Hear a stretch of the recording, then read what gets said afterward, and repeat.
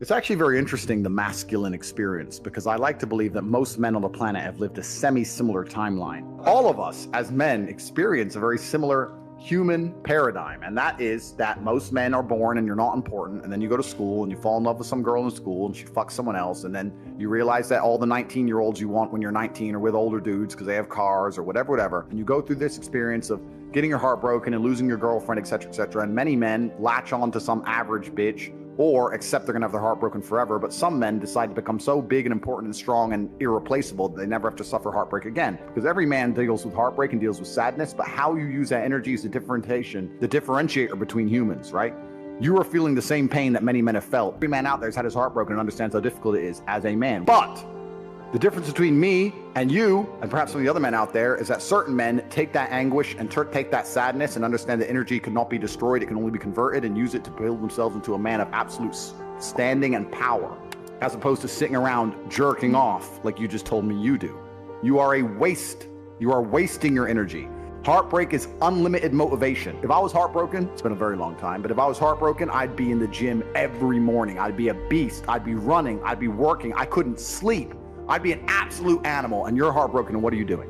Jerking off like a fucking dumbass. The difference is, as a man, you must build yourself into a man of credibility, which means to build yourself into a man of standing, we all start in a fairly similar position.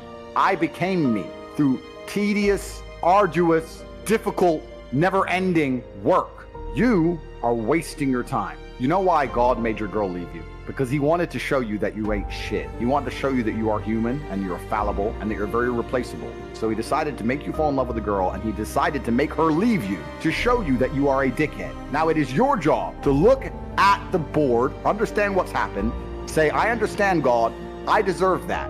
I'm glad she left me and I'm sad because I am a dickhead, and do something about it. Because if you refuse, if you ignore God's message, next time you fall in love with a bitch, guess what he's gonna do? He's gonna make her leave you to remind you once again that you are a dickhead. Every single man out here, if you're upset that your girl's leaving you, God is reminding you that you aren't worth shit. You need to get up and work so hard that even in the eyes of God, he is proud of you. God loves his creations, which show him their true potential and beauty. By getting up and trying your absolute best and becoming a man of moral standing, he will reward you and bless you. If you continue to be a dickhead, God will remind you you're a dickhead. So God just broke your heart on purpose to show you that the way you're living your life and the man you are simply are not good enough. What have you changed since? Nothing. Fucking nothing. You think God's gonna forgive you for no reason? You think God's gonna go, it's fine. He hasn't learned his lesson. He hasn't changed. He isn't even trying very hard. He's not up early in the gym. He ain't doing nothing. It's fine. Let's just let him fall in love and let's make sure the girl doesn't fuck someone else on OnlyFans this time.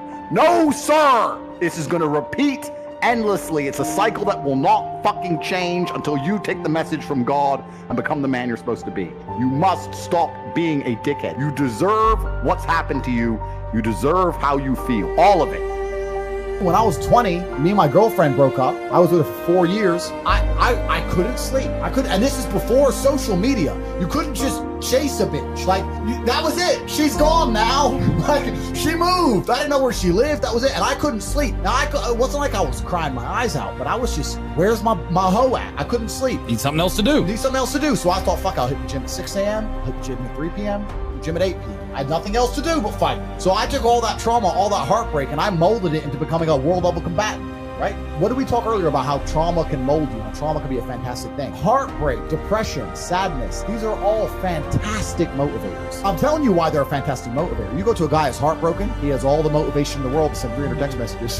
He has the motivation, he's putting it in the wrong place. That's 300 cold emails you could be sending to someone to pitch a business. That's a lot of money you could have made. Yeah, I'll tell you right now, some of the greatest accomplishments in my life have come after a heartbreak. Absolutely. Yeah. It's that fuck, I call it fuck you energy. Take that and you're like, because some guys will get butthurt about that and they'll sit there and they'll wallow in self-pity. I've always thought the correct application of that energy is, okay, prove that she made a shitty mistake. Mm-hmm. Go out and become a fucking millionaire. Go out and become a kickboxer. Go out and become a porn star, whatever. And then she's going to look around when she's 50 pounds heavier in a year's time. You're like, motherfucker, I left him.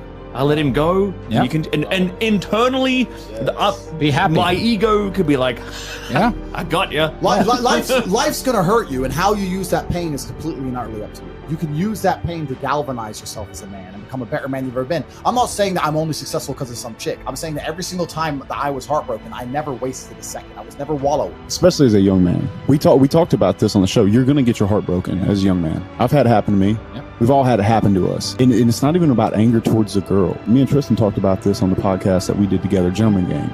It's 7 years later, because as a man, you're going to get your value later. Yes. Right.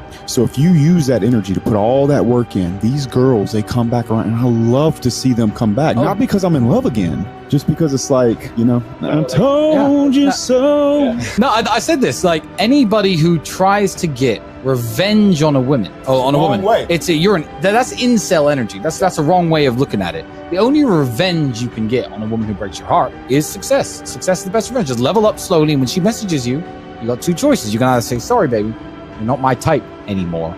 Boom, you win. So that's the answer to the question. Put a plan together for the heartbreak if it comes, and make sure that plan is constructive. Everything we've been saying on this podcast is true. Trauma's going to come, pain's going to come, and you have to use it. Women, I didn't want to lose them, and they weren't listening, so I walked away, and they